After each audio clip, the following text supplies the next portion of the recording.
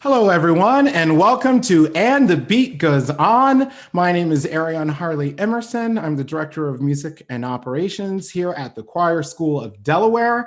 I am so excited about today's conversation and today's episode. We've got online with us or on Zoom to us, with us today. I guess we're not on the line, but we have Dr. Eugene Rogers and also Ms. Penelope Cruz on the line with us today. So for those who do not know, Penelope and Eugene were co-chairing the Diversity Initiatives Committee for the American Choral Directors Association, and did so much fundamental and groundbreaking work for us as a sector. So on behalf of all choir directors and our industry, thank you so much for all of the work that you both have done. And we're going to talk about that committee in just a little bit. But first, we just want to check in with you guys in the midst of these wild and crazy times with the pandemic and our reawakening to inequities in our country. How are the two of you doing? Why don't we start with Penelope?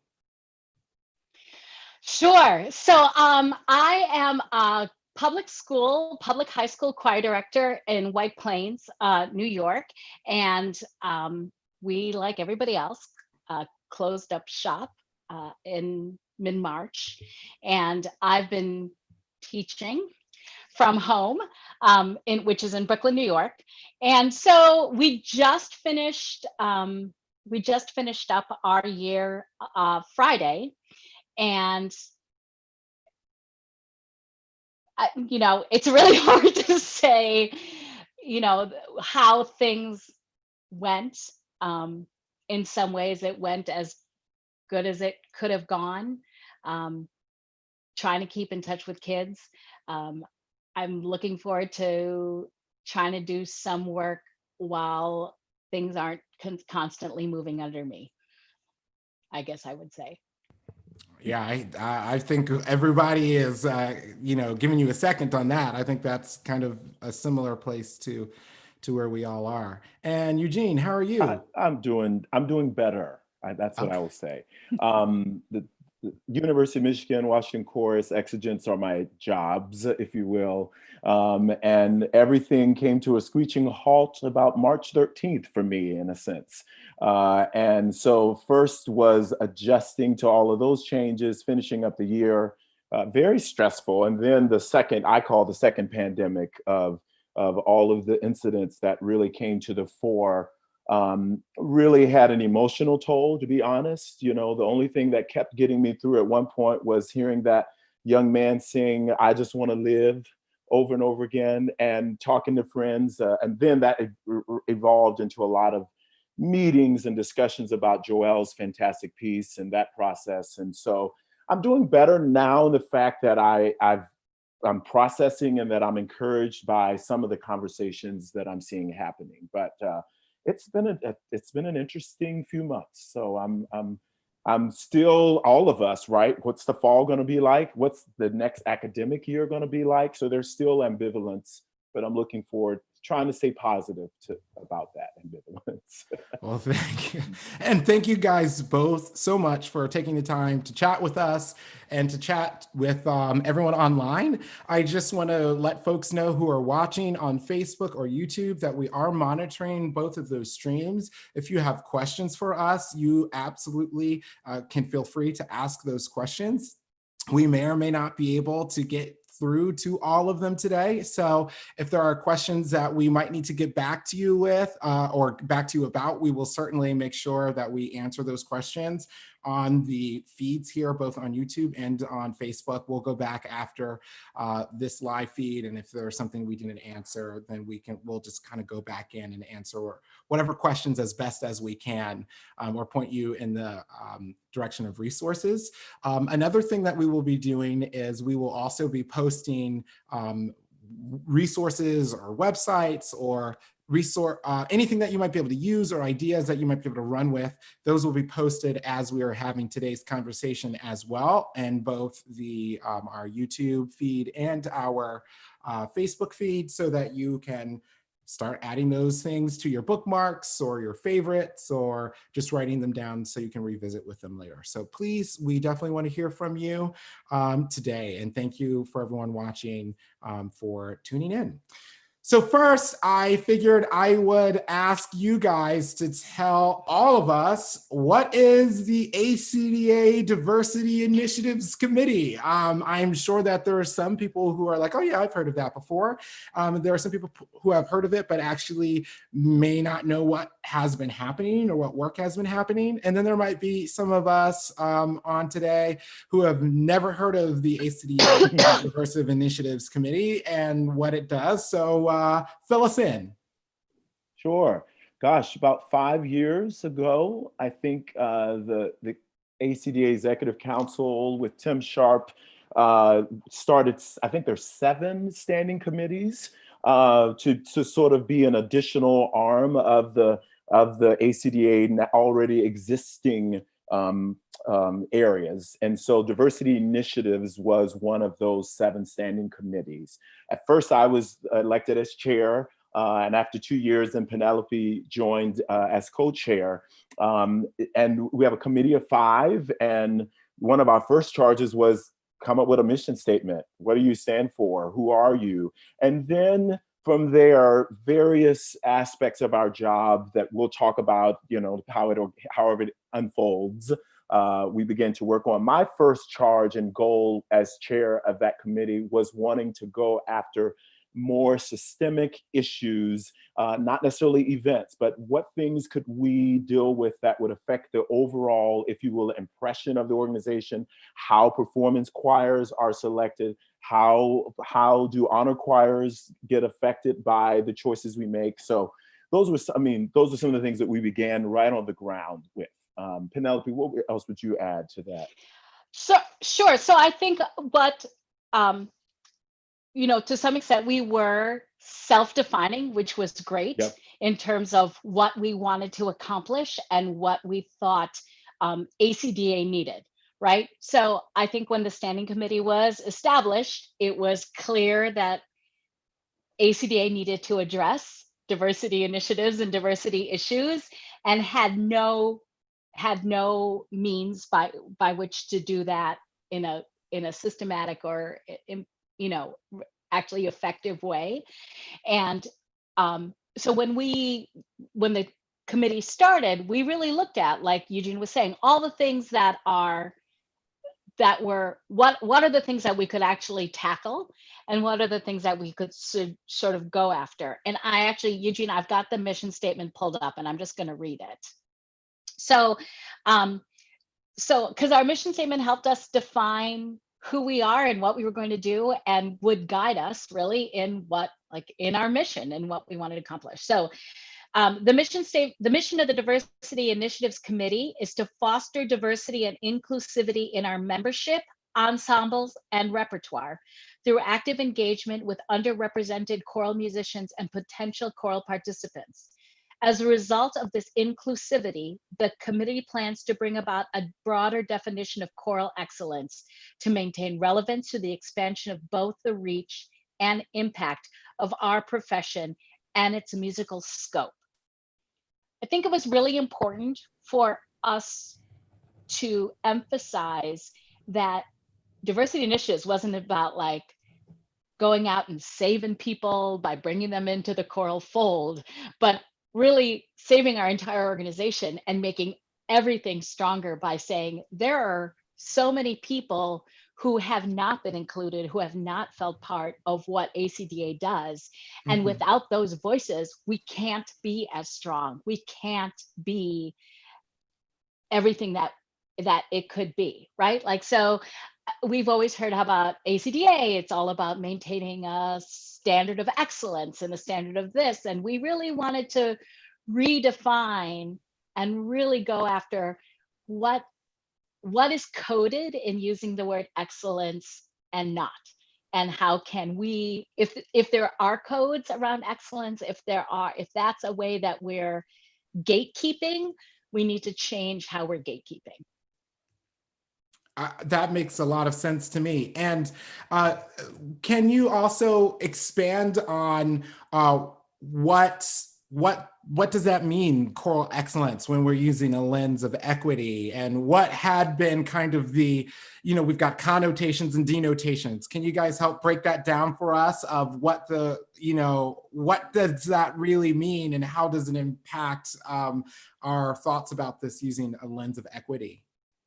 And you mean excellence as the way we defined it, or excellence the way it has traditionally been defined? Let's start with the traditional kind of way that has been defined, and then how it needs to be expanded, Sure. or the opportunity for it to be expanded. It's a broad question. It's I think some ways it's challenging the way I think it's traditionally been defined, because some of that has, as we know, been defined by a certain type of sound, a certain type of repertoire, a certain type of numbers of boxes checked. If you've appeared here, appeared there, if you've gone here, that's sometimes, and there are many others you can continue to list. I know that is when I think of the traditional ways that some people have defined excellence, that is, and those things are excellent. I want to make sure that it's clear, but it's only a limited view. And that's why I think the mission statement says expanding, right? Broadening our definition of what musical excellence means. So that's the way when I think of it being traditionally defined. Penelope, I don't know if you want to go from there or continue to fill in your thoughts about tradition. No, I mean, I'm just going to go a little bit further, right? Like, we all have iconic choirs and conductors and pieces that are part of our background. It's part of our upbringing in choral music, and nobody is going to take away from those. But I think it's been more about but what about this, and what about this? Just because it isn't part of your upbringing and your experience, right, don't devalue it, right? There is something to be said about, right? There is all this music, and there's all these voices, and there's all this ways of making music that may not be part of the traditional, like, I went to conservatory, like, was all part of that. But it's to be able to it's being able to count in all of these experiences from that lots of people are having, and bringing that into the fuller circle of what we're doing. All of their experiences and all of the many colors, and not just in terms of bodies and faces, but also colors of sound and ideas. And if the repertoire is research and really reflects all of that, that is excellent. And if your choir, for us, broadening that definition of excellence is, how can we reward conductors that we know getting 2 boys in the room was a huge success, and then not to add that traditional young men who maybe wouldn't have sung before, and who bring something different to the table. So, I mean, in the really celebrating, as she said, everyone's offering, or what their background experience to the table, not just what I consider a Eurocentric experience that we're right. And I love that idea about, like, speaking about Eurocentric, because the vast majority of the Western music that we tend to perform and that we learn in choral literature is from the Western European choral tradition, which we all love. I love, you love, everyone here. We got into this, many of us, because we very much so enjoyed Bruckner and Brahms and Beethoven and all those guys. But I really love that kind of expanded definition of excellence. And I loved what you said, Eugene, about maybe excellence is in inviting those 2 young men, into the choral classroom, or those, brown or Black people into the choir classroom, or those women into the composition studio, whatever it might be, and there's always going to be a continuing line of those others that we can bring along with us. But where are we now with the understanding of choral excellence? And do we have a more expanded understanding at this point? Or are we still in progress with trying to understand what excellence means?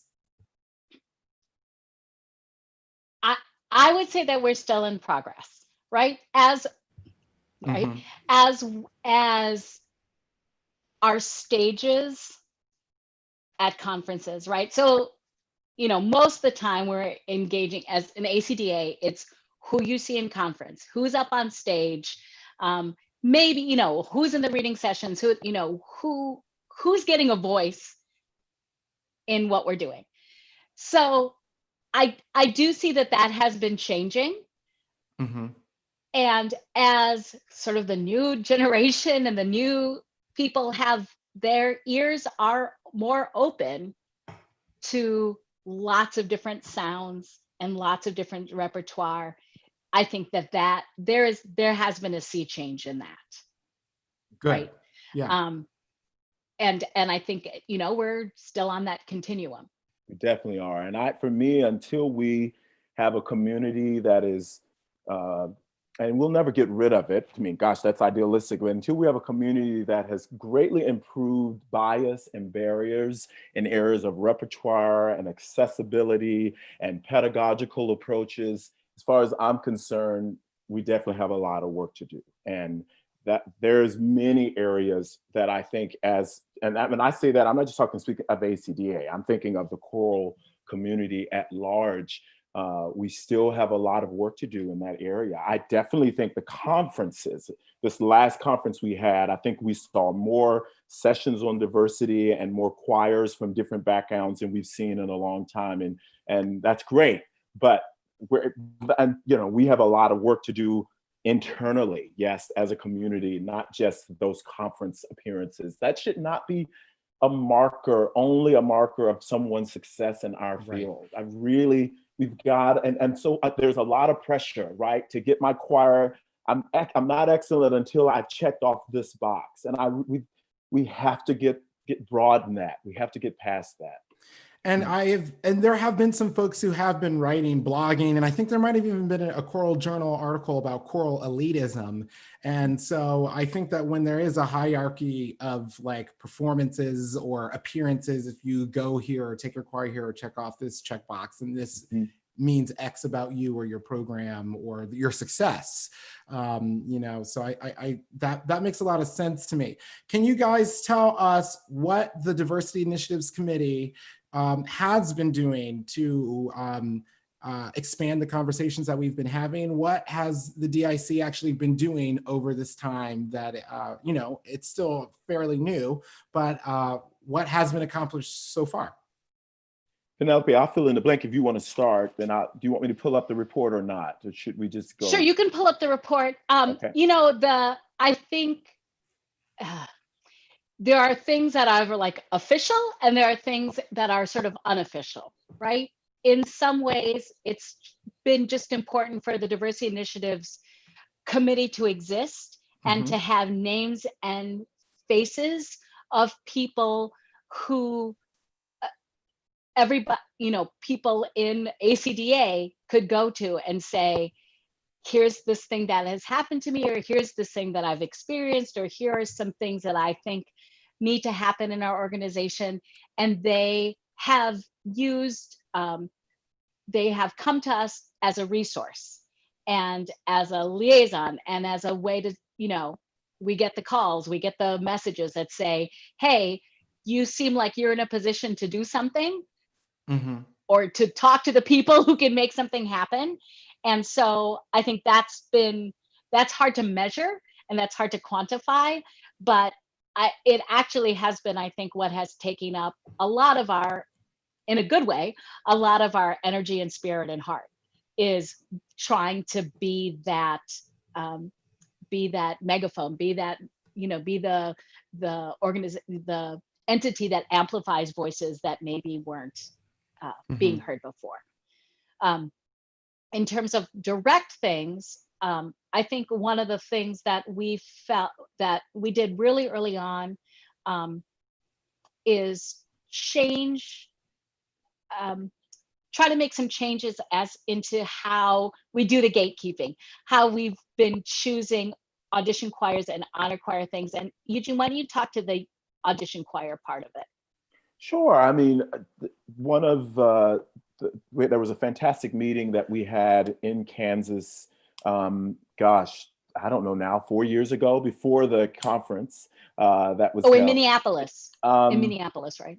No, I'm thinking of the planning meeting we had. Was that in Oklahoma? Okay. That was in Oklahoma, my city. Okay.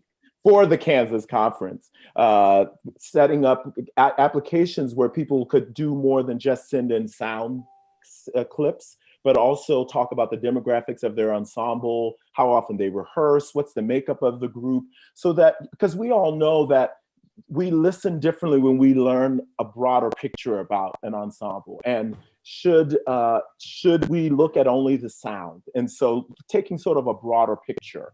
I know that that was a part of the process of selecting choirs 4 years ago.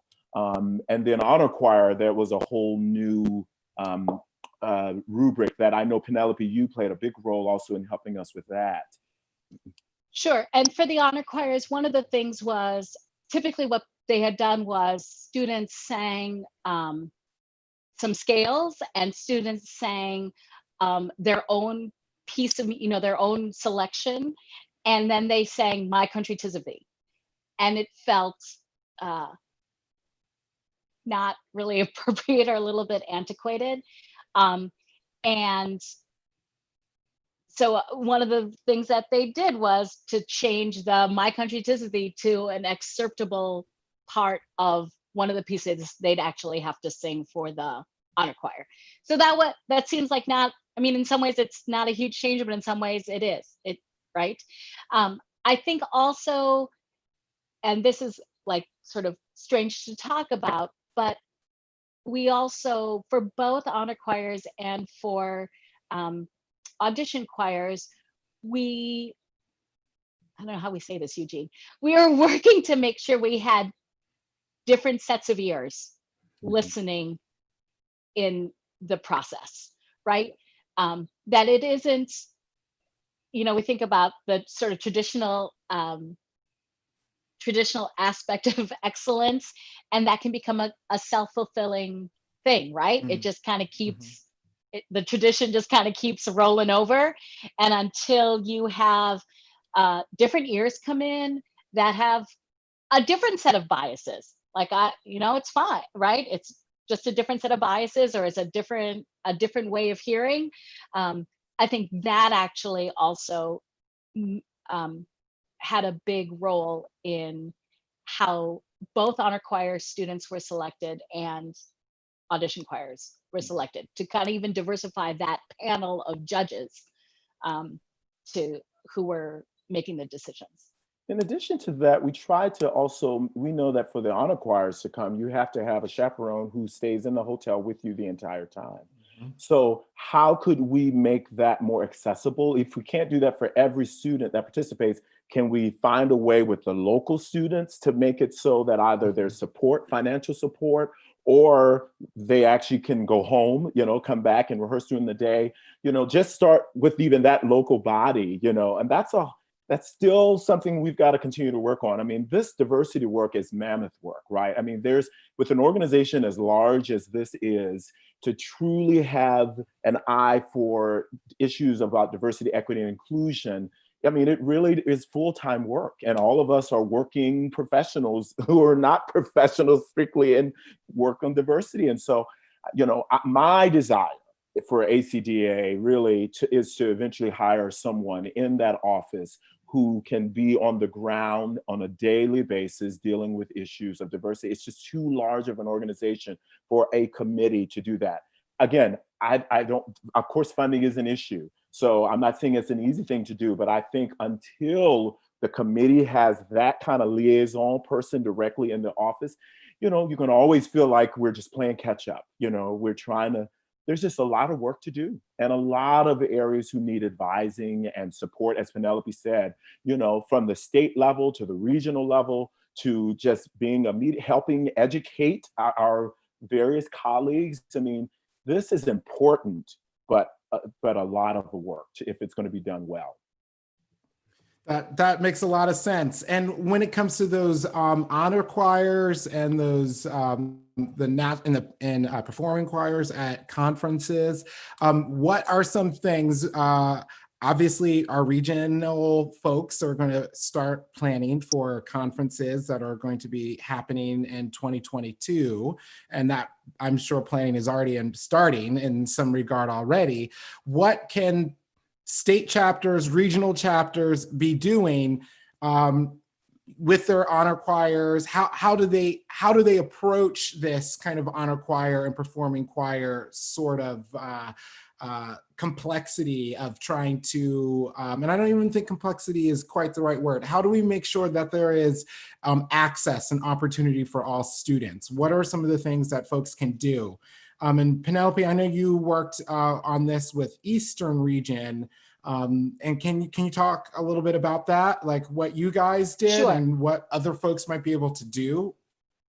Sure. So, as Ariane said, for Eastern Region, for our past conference in 2020 in Rochester, I was program chair for that conference, and I also become president of the region in like a week or something. And so I'll be in charge of 2022. So what we did I can talk to the audition choir thing first. What we did was keep going with what they had done at national. So just like, I don't know if, if you go through the audition process, you submit 3 recordings from 3 different years, and you submit a proposed program, and you and I think that's it. What other requirements are there? I think that's it. That's it. That's it. Right. Yep. That's it. Clip from each year, programs. from 3 Mhm. different consecutive years. From 3 separate years. We went a little bit further, and like Eugene said, we wanted some context. So we asked questions like, how big are you from a college or a university? Are you coming from a school that's 500, a school that's 2,000 kids? Are you coming, and people could just sort of check that off. Are you in a rural community? Are you in a city center? Are you a suburban school? Are you a school or choir that is maybe, I think the number was 20 or 50% people of color? And so, people could kind of check off. So we knew who it is that we were listening to in some way. We had some other context rather than just like, oh, look, they sang a piece by Eric Whitacre. Like we just don't, we needed something else. And then we also, and they did this at National too, if you're in your application, you could put in a statement, like if your choir, your organization has a mission statement, has a mission in what it's doing other than just singing music, include that. Let us in on that story. We want to know, when we see you on stage, it's not going to be just the sound. It's going to be a whole narrative about who we're listening to. And I would say that, when it came down to it, that was information that people used in making final selections in Eastern Region. Yes, we start with, is that a choir you would want to go sit down and listen to at a conference? Right? Like you can't, it's not, that's still that. But in the end, what else is going to come to that? For the honor choirs, we do things a little bit different in Eastern Region. For the older students, they don't have to come with parents. So that's already a whole, right? Difference. And I'm not sure other regions are doing that. I don't even think that National loves that we do it that way for the high school kids, but it was one way to make sure. It all comes down to money, and as each conference makes money or doesn't make money, that enables us to provide more scholarship opportunities for students who apply. And then, right, it's that tipping point. Have we found those choir directors who have the student, right? It's really hard. You're sitting in your school with your students, and you have to prepare them for the audition. You have to make sure that they have the money. You have to, like, there's so many considerations. And we just are we're still trying to chip away at all of those obstacles to someone being part of the honor choir, experience. I feel like I've kind of gone on. Yeah. I mean, that all makes sense. And they seem like very, for folks who are looking to plan conferences, those are actions that they can actually take to help, be more inclusive and honor choirs. And I think that's wonderful. And one thing that I also noticed with honor choirs is that there seem to be just not as many students who are from traditionally underrepresented groups who are even auditioning for honor choirs. And Right.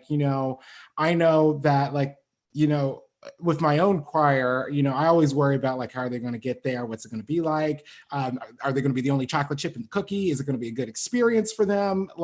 So I really think that those sort of conversations are also important too, on the state level for honor choirs. I didn't send to state honor choir because I was like, how are they going to get there? Because we provide transportation for our students. And so then the whole house of cards begins to slowly fall when you don't have these supports in place if we're not ready. So I think that is something to be thought through, is how can we make these sorts of things accessible? It would be great. There's a fund for tomorrow, and it'd be interesting if the Diversity Initiatives Committee could work with the Executive Council and to see how that fund could be used, to provide some financial assistance in that way. I know it does for programs. There have been some wonderful projects that have come out of Fund for Tomorrow, but maybe there needs to be a different fund. But I think accessibility is huge when we think about barriers from having a variety of individuals and backgrounds and having some of these opportunities. We've got to find a way to remove the accessibility barrier. For sure. And I really, every time, how do I put this?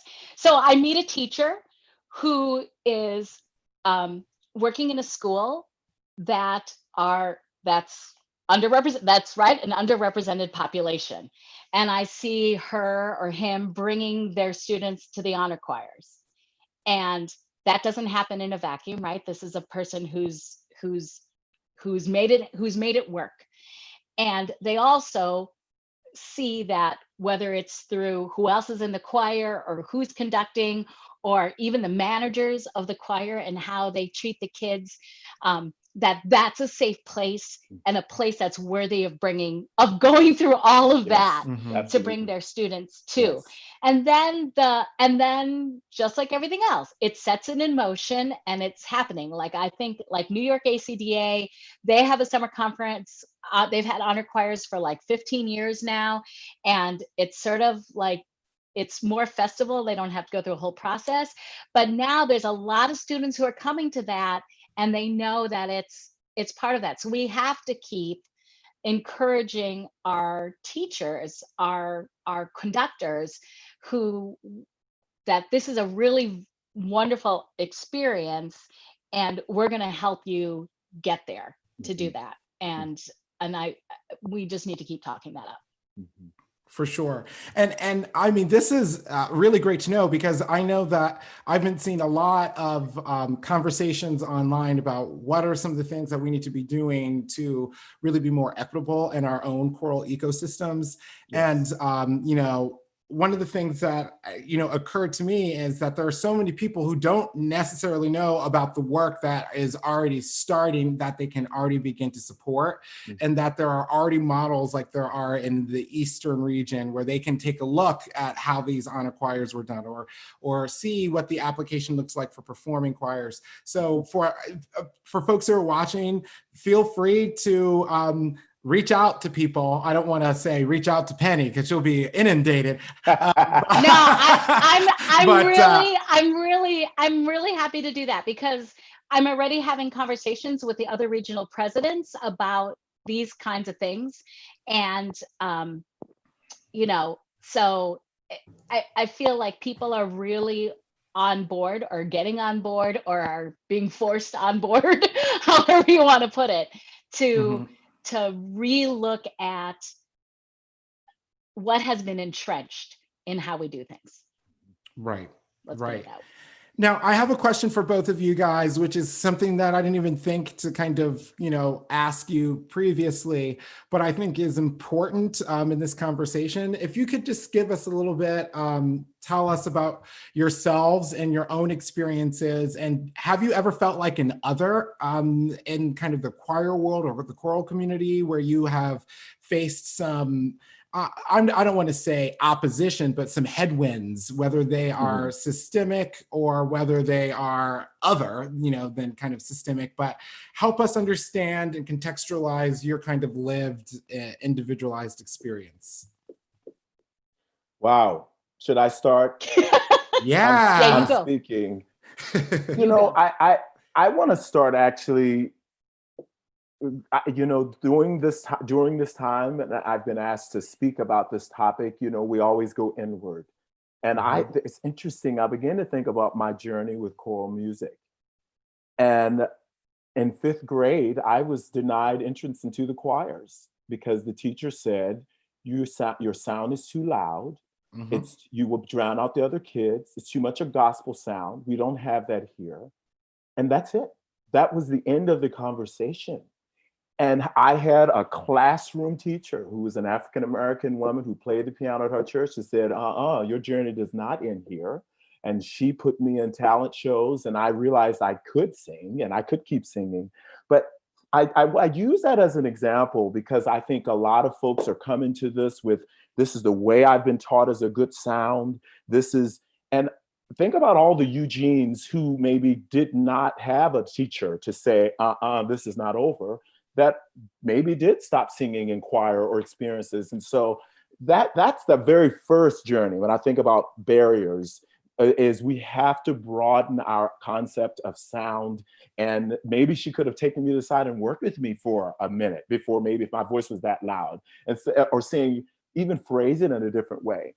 Mhm. Fast forward as a professional, I think the biggest challenge has been, you think about all of our training in graduate school, it's been wonderful, but it's often one-sided. Everything that I know about music that is non-classical, I've had to learn on my own. It's from my background, my own research, and I think our graduate programs and even undergraduate programs have got to do better at really representing many types of music, different approaches to rehearsing and conducting. I think that is absolutely important, because what happens is one goes through that journey and you say, well, I'm okay as long as I leave this, I check that at the door. I can come in the door and this is acceptable with this side of yourself. And so that's a tangible way. And in terms of the profession, I think as I've always felt like I'm one of very few, but it has gotten better over the years. And thank God for great role models over the years who, I think, because of my relationship with both non-African American and African American mentors and teachers, I have been blessed and fortunate enough to have, I think, good relationships that have not made me feel so isolated, but again, that's because of some of those good relationships. But I could see how for many of our colleagues, perhaps, that journey is very different. And the more we can do to cultivate that community and welcome feeling for everybody, I think Mhm. would be greatly appreciated. So I don't know if I answered your question, No, but I think that helps us understand. I think I probably should have asked that at the head, because I think everyone's lived experience helps us to understand the lens through which they see the world. sure. Sorry, I didn't think about asking that at the top. So It's that okay. exactly answered my question. So, Penelope, can you tell us about Sure. kind of where you came from, your experience? I think the when people ask me why do I do this work, and is particularly in choir directing and in music and all these sort of things, is that I just think about from the very beginning, and I'm just going to say it, for many people, This is not an experience. But walking into a situation where I am, like you said, the only chip in the cookie, I am the only person who wasn't white. Mhm. And right, and I'm Asian, and so then I was also like the exemplary Asian, right? Like, Mhm. the Mhm. super minority or whatever. But and so and that's a really powerful experience, because I think about that. I teach in a very diverse school now, but that hasn't always been the case, that I've always taught in a diverse school. But there have always been people of color wherever I've taught. And I see the struggle of them being able to walk into a choir room and be like, dude, it's just me. Like, I gotta be the only one here too. And then they're like, oh, but wait, at least she's up there. And I feel like I see you, right? I think that that's been the one powerful thing about me being a teacher, is that I am going to say, I'm not going to be one of those people who says, I don't see race, I don't see color. Excuse me.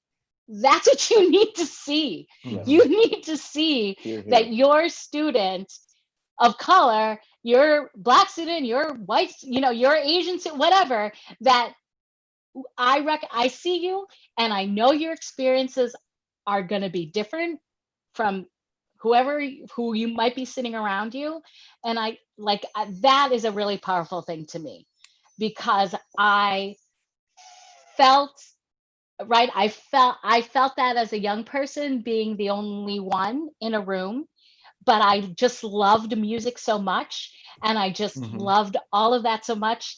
And I'm kind of feisty, so I was just like, fine, I'm here, get over it. But that, not everybody is like that either. So they need that, like Eugene was saying, they need that teacher to say, we're come on along, right? We got a place for you, and we can make this work. Like early on in my choral experience, when I think I was like 8 or 9 years old, my parents were the head of the University of Philippines Alumni Association in Wisconsin. Remember, from Wisconsin.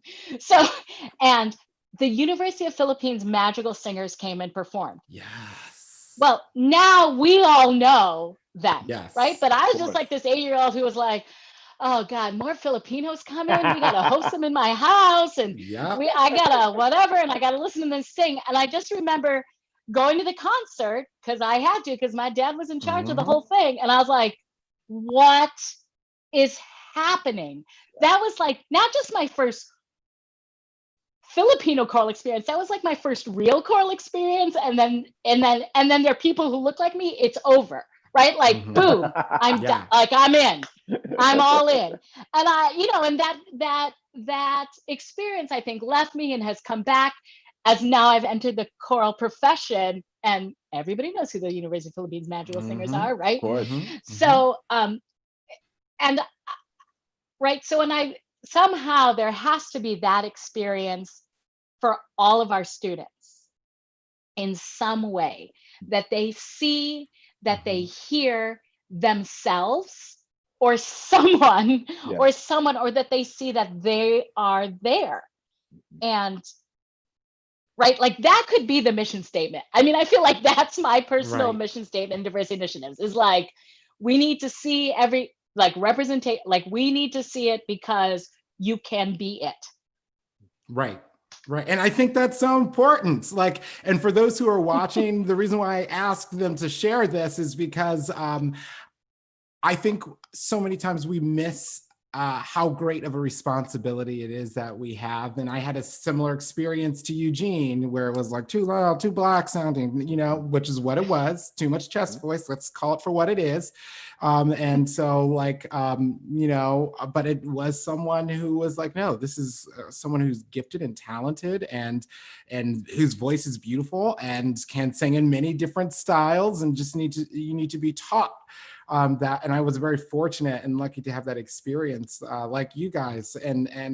But I will say, I saw many amazing gospel choirs growing up. We were deeply in the church and all of that, but I never saw great Black choirs until I was in college. I didn't know they were out Great there. non-gospel. Non-gospel, yes. Yes. So I didn't see Yes. any non-gospel or spiritual festivals type of choir. Even Absolutely still, not. I just Never. didn't. Growing up in Baltimore, I saw, of course, Morgan State, and they did a lot of things. But even outside of the kind of HBU experience, I never saw, Black classical musicians. Yeah, Really, no, I just never. didn't. Rural Virginia, they not happening too much. So. For sure. I'm going to switch. There are a couple of questions that have come out from some folks who are online. Sure. One is coming from Maggie Pate. One is this type of thinking, speaking about the broader expansion of what defines choral excellence, is this being taught on a collegiate level so that it is passed down to all choral teachers, pre-service choral teachers? If so, what universities are leading the way in graduating those choral directors? Well, I can only say that my graduate program is definitely doing that. Yes. And I know there are others. I would not sit here and want to list those who are and who aren't, but I think you have to check that out. Ask those questions, meet with those folks, ask the students what's really happening. I mean, to me, you really want to learn about a graduate program, talk to the professor and the students. And so I think this conversation definitely needs to continue to happen. And so I think people hopefully are beginning to think this way, because it is the only way I think we will serve all types of people and not just a narrow few. And I think that if we're really serious about this new movement, about really getting rid of as much as we can implicit bias and racism in our community, we have got to commit to this broader idea of what musical excellence is. And so I don't know for a fact a list. Maybe you all have. Right. I mean, I can't say that, but I do have a suggestion.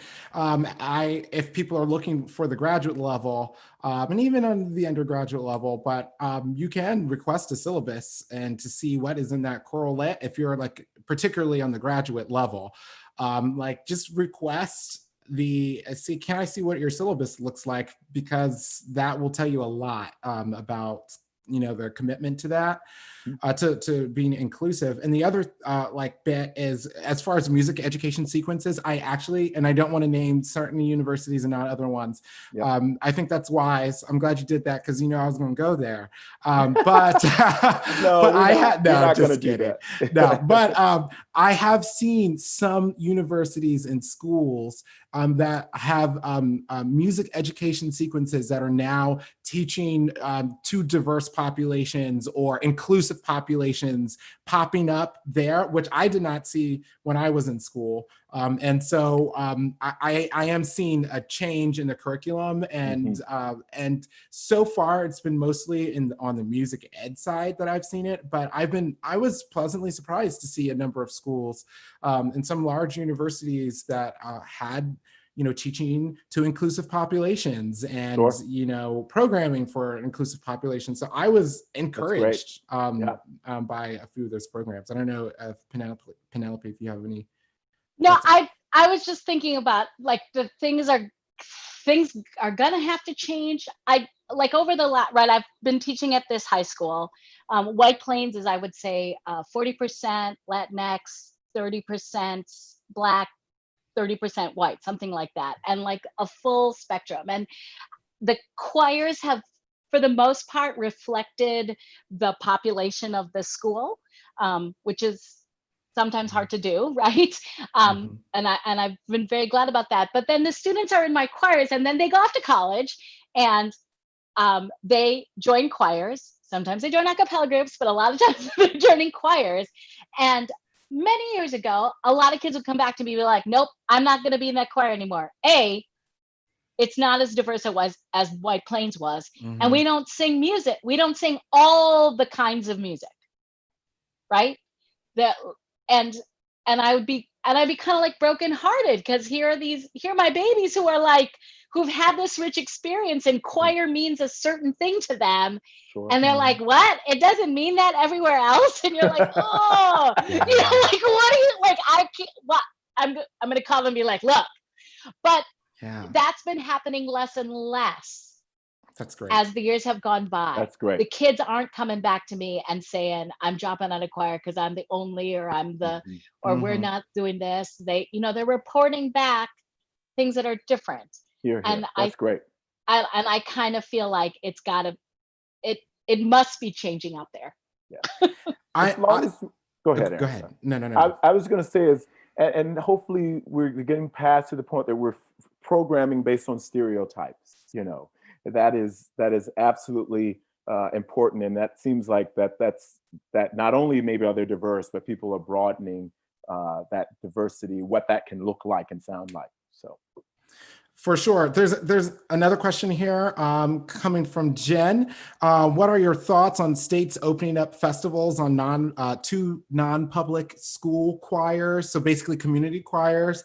I'll take that one. I feel very passionate about that. There are a number of festivals in all states where you have to be nominated by a public school teacher or a teacher within a charter school, a public school, but from a school.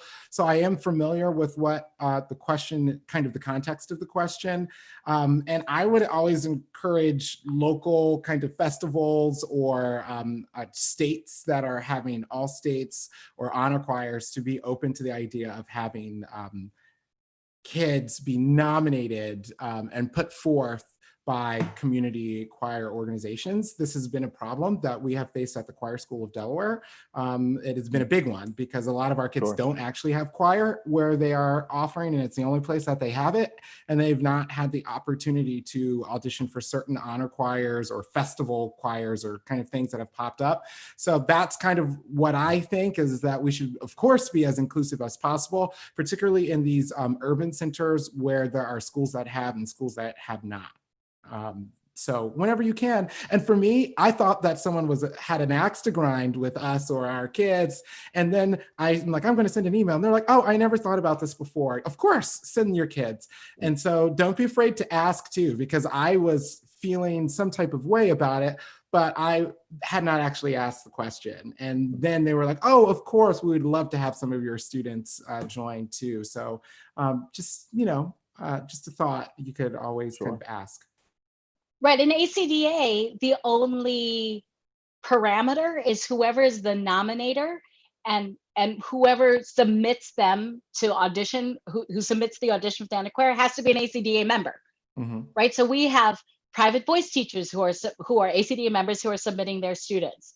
We have community choir. So I think, so that just to make sure that people understand that like That's the important. only thing is like, it's not just, you do have to be an ACDA member. It is an organization that is running this and be part of it. Right. There's another great question on here, which is something we wanted to talk about. This is from Brian. I'd love to hear some thoughts on online conversations regarding minstrel songs and their continued use in choral and vocal music. This was something that I know that it's coming out right now, all about the history of a lot of these pieces. So what should we be doing, guys? Penelope, I'll let you start. I'm going to go with the millions of songs that are out there. Let it go, right? Like you might love a melody, but is that really more important than what you're promoting by doing a piece of music? I guess I would say that you always have a choice, and the choice is to not do it. And is that really going to leave such a gaping hole in your choral performing soul? I don't think so. I know that sounds simplistic, but that's really what it comes down to for me. Yeah, and unless you're going to take a moment in your concert and talk about what minstrelsy is, why it was problematic to this community, blah, blah, blah, blah, blah. I mean, if you're going to take, most people don't, right? They're just going to put song after song. The students don't have context. Then it's not then it really is, sadly, unfortunately, it's not serving in terms of education, an educational time, a teachable moment. It no longer becomes that. And so I think it's really, our American canon is full of those songs because our American history, as we know, is wrought with issues. So we have to make sure we do our homework. Sometimes you may not even know that it is. So it really behooves everybody. If you know it's an American, folk song that's early on, you probably better do some background and make sure it was not used in that way. And if it was, then there has to be a teachable moment around this and why it's problematic. For me, if I'm going to use it, it's going to be with all of that, like a full lesson plan about the history of what it represented and why it's not good, et cetera, et cetera. So would that lead to a performance? I don't know, but at least that repertoire could be used to teach more about our history if one feels like they need to engage with this repertoire. That's my opinion. Yeah, and I think I think that this is the same. I don't feel like it's a different issue than what we're seeing with Confederate statues right now. I think it's very similar. I think it's essentially our Confederate statues, if you will, and so people feel very strong. There are people on both ends of the spectrum that feel like they're part of our history and our heritage and we should do them. And there's some that are like, absolutely not, burn the scores. So, it's a really complex issue. And I think that, that Chris, he froze. Can you, You're back. Yeah, you're back. Yeah, great. To say something that Chris Muntz often talks about is having a higher resolution conversation. So make sure that it's not a low resolution Facebook conversation, because I think there needs to be a lot of research when going into this. Me personally, I would not program any of those because of my own personal convictions. But do I think that someone could present something in a lecture or some way that could be okay? I'm saying I don't necessarily know. I have yet to see it. So my mind is open to see what this platform could look like, but elevate the conversation at the very least. It shouldn't come as a surprise. It should not be that a parent brought up, hey, did you know this was a song with these origins? Or, hey, did you know, that can't be, that we're beyond that point. Yes, we are. That I think is no longer acceptable. Do your homework. Yeah. About every poet, yes, and about every song that has its origins in early America. And another thing, there are two things that I want to talk about before we log off today, because I know we're running out of time here, but I want to make sure that we cover cancel culture. And I also want to talk about allyship and what is often seen as really over-the-top, woke, performative allyship. So why don't we start first with cancel culture, meaning, oh my gosh, you said something, did something, programmed something. Should they be canceled? Should that musician be canceled or not canceled? I mean, I'm sure there are things that I have done that would get me canceled. Like, right? I think everybody's like, oh, when they find that out, right? But what I think is that we look at people moving forward, and if they can have that conversation, if they can have that discourse where they say, this is how it was, and I know I own my mistake. And this is not only do I own my mistake, and not like, oh, I'm sorry if it made you feel that way, but like, no, I own my mistake. And then here are the things going in the future, going forward, here's what I'm going to do. Yeah. And I not to get all religious or anything, but he who is without sin, throw the first stone. That's for me, that is what I use before I point the finger. I'm looking at this one finger, and then I'm looking at the three coming back towards me. And I know that I'm not perfect, that everybody's on a continuum. And so I definitely think people need to be called out, let's be clear, and ask questions about this. But if that person is owning, as Penelope said, they're owning their process, which we all are on, because if you're human, you have bias. If you're breathing, you have bias. And so we all are on this continuum. I'm more interested in the conversation that people allow. And I'll give an example. I had a man once when I was an early high school teacher who was making a reference to a master and a slave and even acted this out and did it several times and never gave context. And my students of color turned around and looked at me and was like, what you gonna do about this, Dr. Rogers or Mr. Rogers at that time? And I went up to this person because I thought, you know what, they had a lot of good today. I'm gonna say, sir, and I said this, I'm so really pleased with this part of your lecture today, but I found that reference to be a bit problematic. And they said, well, everybody know that was from Young Frankenstein. Don't you get that? That's not the way you handle that. So to me, yes, I would cancel that person because they did not receive that feedback with, oh my God, I didn't set that up. Let's talk about this. What could I have done differently? That to me is people like that. I'm interested in that kind of conversation. But if you're like, it is what it is, tough, I'm sorry, yeah, cancel. That's how I feel. Right.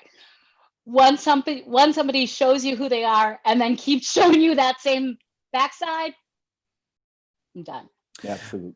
And I really feel that this is like one of those things that you do have to take a look at everything that is happening, what that person's position is, and in the community, because the truth is that we in leadership positions should be held to a high standard. Yes, absolutely. I do believe that. So it's not the same to have like, the president say something as like an average citizen say something or to voice opinion or thought. So I think that's also an important part of this kind of cancel culture sort of a thing. But what I agree with you both on is we have to give people the space to evolve and the time to evolve, because evolution is not instantaneous. It is a process. And so we definitely want to encourage that process to happen as quickly as possible and to provide all of the resources and encouragement to on your journey. But we should all be allowed to evolve. I'm really glad that we don't think the world is still flat. Right?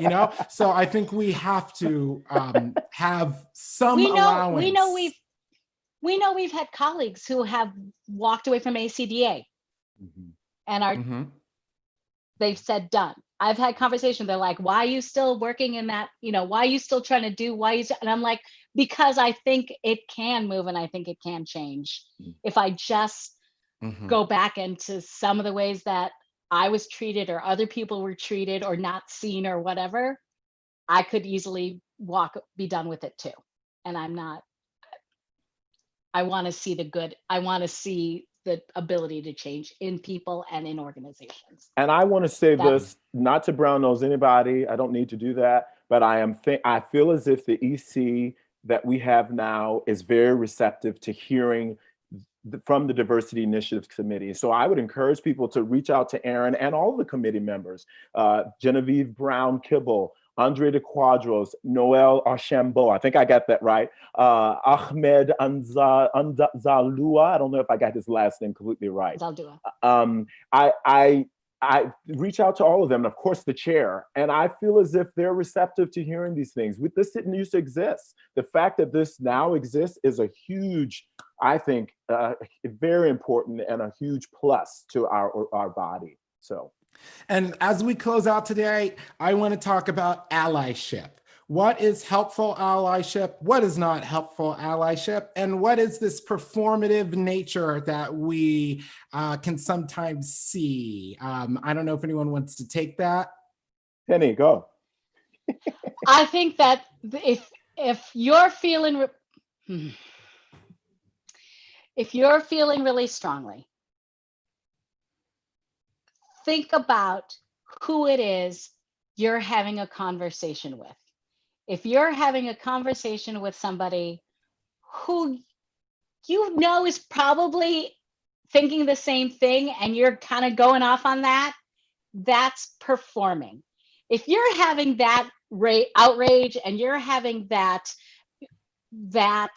impulse to really to uncover truths, take it to somebody who's in power who doesn't see those truths. That's real allyship. It's not trying to, it's not trying to get a validation stamp from somebody. Absolutely. Who already is probably agreeing with you. Yeah, I mean, gosh, for me, when I think of allyships, and I'm very encouraged by all that I'm seeing, people speaking up, but until we start seeing a change in resources and accessibility and decision making and power, that to me is where I think real change happens. And I personally want people to be a part of that change. If you're someone who wants to be an ally, find ways to really get involved with making really where the decisions are happening, where the power is, and work to make that happen. I think also it's connected to the last question, right? Allyship also means that knowing that everybody's on a spectrum, on a continuum, and that, you have definitely your own awareness that you're growing in, great, but let's be patient with people as they also come to that place together, calling people out, but being patient. So I don't know if I answered that question right, but that's my thoughts. Can I add one? I'm going to add one thing, and I'm hoping I'm going to get this out in the right way. Lots of people of color have known and felt this rage and seeing what all the problems were, and have in some ways still been careful about how they bring this out, how they talk about these issues, how they do it. So for someone who's always been part of the dominant culture, who's always been part of the white culture, to all of a sudden be like, now I can speak and I can fight and I can do all this kind of stuff. Like, that's still different than somebody who's lived it and also lived trying to get that message out.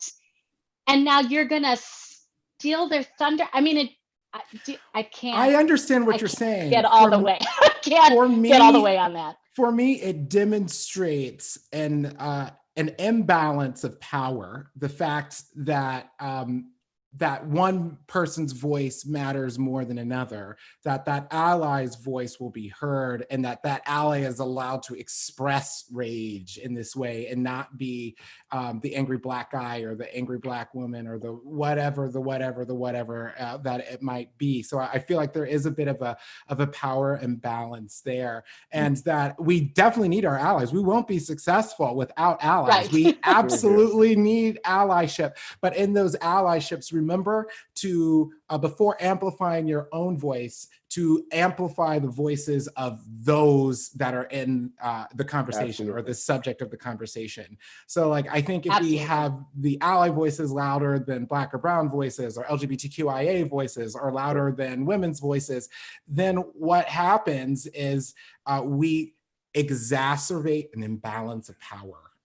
And I think that's unintentional. I hope that it's unintentional, but that's kind of how I kind of look at it, is kind of in kind of balance of power and like whose voice is heard and whose is not. So try to amplify and support those voices that aren't given a platform. Absolutely. So I just want to say one thing. Yep. Because I'm very sensitive to these things. I need certain times I need things in front of me. I want to make sure Ahmed Anzaldua. I want to make sure I say his name absolutely correct. I wasn't looking at it, so I'm very sensitive to that. So just want to make sure we get that correct. Great, thanks. And I want to let folks know that if you have questions, you may absolutely post them. In the threads here, we'll take a look at them. But I want to say, are there resources as we log off? We've got about 60 seconds here. Are there resources that people should be looking to or can look at, or where do they go if they want to learn more? Wow, that's a lot. What I will say is that, is Brittany going to put some things in? Yes. So I will send her a few lists. I've got some repertoire lists for a variety of Black composers that sometimes I encourage people to check Marcus Garrett's website, where he has a lot of resources and there's a lot of text. So I'll send some things for people to check out. Awesome. So you can check back in the threads here for those sorts of Absolutely. resources. And we'll be sure to do that. Penny, any last words, or Eugene, any last words before we log off today? I would just say that as I said, I'm moving into the 2022 conference. I'm about to take over presidency, and I am ready to hear. I got lots of things coming down the pike that I'm going to do for our conference, but I'm really, and Ariane's on that board with me, and so we can certainly affect change in the Eastern region, and we want to do that with everyone. Yes. My words would be, everybody, every teacher, every conductor is a leader. You have influence. Sometimes you think, what can I do? Arts activism is huge. Within your body, you definitely are a leader and have power. And I hope people will really use this opportunity to educate themselves and seek out the help from you folks who'll still be engaged directly with ACDA for guidance and leadership. I think you both are doing fantastic work, Erin. I look forward to seeing your work with the diversity initiatives and that wonderful committee. Penelope, we're lifelong friends. I look forward to seeing your work with Eastern Division. And it's been an honor to serve in this way. And I look forward to championing you both as you continue this work with ACDA. Well, thank you for that. And on that, we're going to get ready and we're going to sign off for today. Again, please, if you have questions, we will kind of take a look at the feed and we'll send you that. Check back at the feed for resources that you can use with your own choirs as well. And again, thank you everybody for tuning in today. And a huge thank you to Penelope and Eugene for taking the time out today to help us better unpack and understand these complex issues. Thank you.